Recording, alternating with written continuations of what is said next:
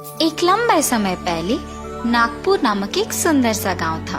उस गांव में विकास और प्रसन्ना नामक पति पत्नी रहते थे। विकास पालकी को अच्छे से सजा के उन्हें किराए पे देता था। उसके पास मौजूद सारे पालकियों में से एक बहुत पुराना था और वो दिखने में उन सारे पालकियों से अधिक सुंदर था।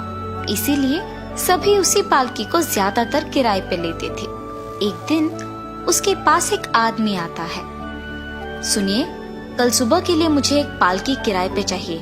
आपके पास मौजूद पालकियों को जरा दिखाइएगा। जरूर। और तब वो उसके पास मौजूद सारी पालकियों को दिखाता है। इनमें से आप अपनी मनपसंद पालकी को चुन लीजिए और मैं उसे कल सुबह आपके आने के समय तक सजा के रख दूंगा।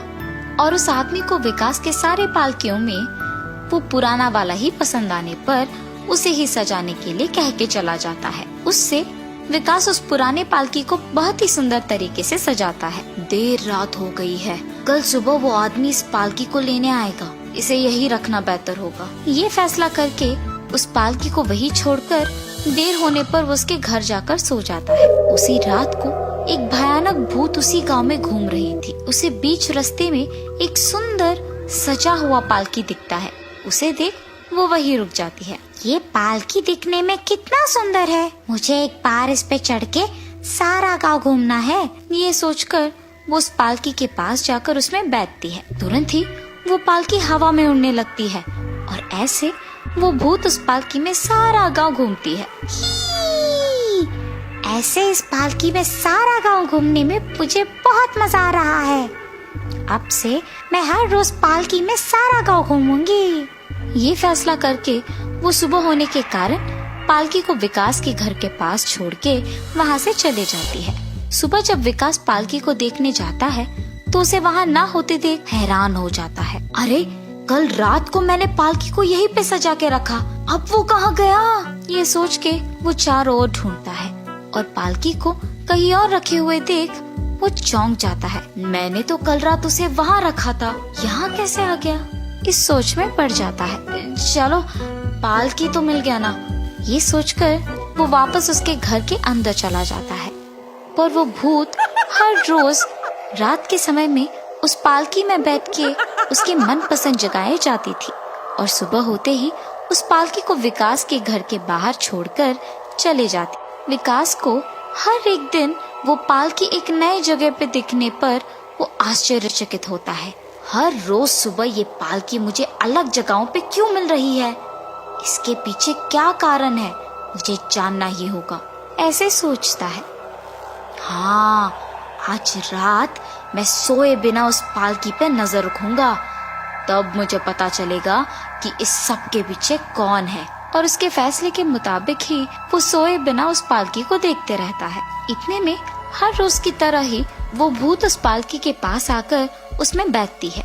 उसके बैठने के तुरंत बाद वो हवा में उड़ने लगता है। विकास ये सब देख दंग रह जाता है। कल सारे गांव वालों के सामने इस भूत के बारे में बता के इससे छुटकारा पाना होगा। ये फैसला करके वो सोने जाता है। सुबह उस पालकी को उसके घर के सामने देख चौंक जाता है और इतने में संदीप नामक एक आदमी उसके पास आता है।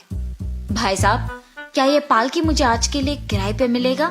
सभी ज्यादातर इसी पालकी को किराए पे लेते हैं और अब अगर मैं इनको उस भूत के बारे में बता दूंगा तो मुझसे ये पालकी क्या और कोई पालकी को किराए पे लेने से डर जाएंगे।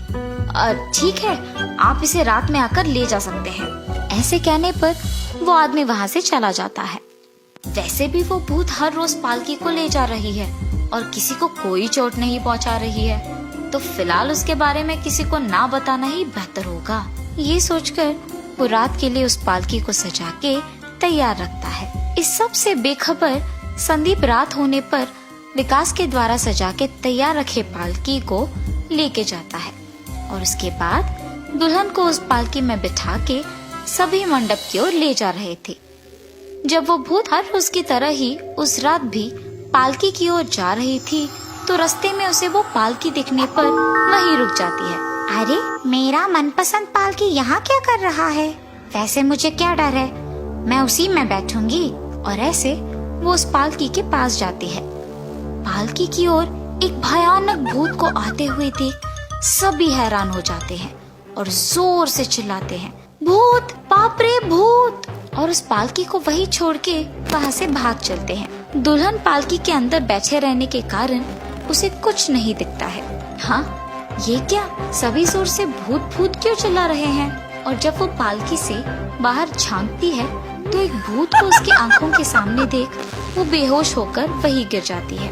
सभी के वहाँ से चले जाने पर वो भूत उस पालकी में बैठती है और उड़ने लगती है।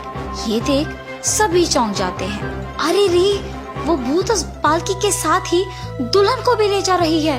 अरे हाँ, दुल्हन तो पालकी में ही रह गई, अब शादी कैसे होगी? ऐसे सोचकर सभी उस पालकी का पीछा करते हैं। ऐसे सारी रात वो लोग उस पालकी का पीछा करते रहते हैं। जब सुबह होता है तो वो भूत उस पालकी को विकास के घर के पास छोड़कर चले जाती है। जब सुबह वो पालकी विकास के घर के बाहर रुकती है तो सभी उसके पास जाकर देखते हैं। उसमें दुल्हन को सही सलामत देख वो बहुत खुश होते हैं। भगवान का शुक्र है, शादी तो रुक गया, मगर दुल्हन को तो कुछ नहीं हुआ। वो भूत सिर्फ इस पालकी के लिए कल रात आई होगी। वैसे इस पालकी को लाया कहाँ से? मैंने इस पालकी को इसी आदमी के घर से किराए ले आया।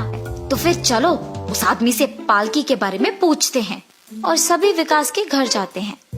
विकास, विकास! अरे क्या हुआ? तुम सब इतनी सुबह मेरे घर क्यों आए हो? तुम्हारे पालकी के कारण ही होने वाली शादी भी रुक गई। और ऐसे गुस्से में उसको सब कुछ बताते हैं। मुझे माफ कीजिए, मुझे उस भूत के बारे में पता होने के बावजूद मैंने फैसला किया कि मैं किसी को भी नहीं बताऊंगा, क्योंकि मुझे डर था कि कोई उसके बाद मुझसे पालकी किराए पे नहीं लेगा और मेरा नुकसान हो जाएगा।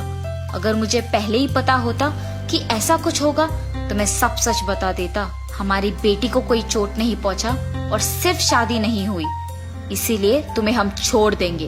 अब आगे से उस पालकी को किराए पे मत दो। ये कह के सभी वहाँ से चले जाते हैं। पहली बार ऐसी गलती होने के कारण उन्होंने मुझे माफ कर दिया। आइंदा ऐसी घटनाओं को होने से रोकना है तो उस पालकी को नष्ट कर देना ही बेहतर होगा। हाँ, और उसी गुस्से में वो पालकी को भागों में अलग करके उन सबको गांव के सरहदों में फेंक देता है। हर रोज की तरह उस रात भी वो भूत उस पालकी पे चढ़ने के लिए विकास के घर के पास आती है, पर आसपास में कहीं भी पालकी ना दिखने के कारण पूरा गांव ढूंढती है, लेकिन पालकी नहीं दिखता है। और तब वो भूत वहाँ से चले जाती है और वापस कभी नहीं आती है। उस भूत के वापस ना आने के कारण विकास बाकी पालकियों को किराए पे देते हुए खुशी से जीता है।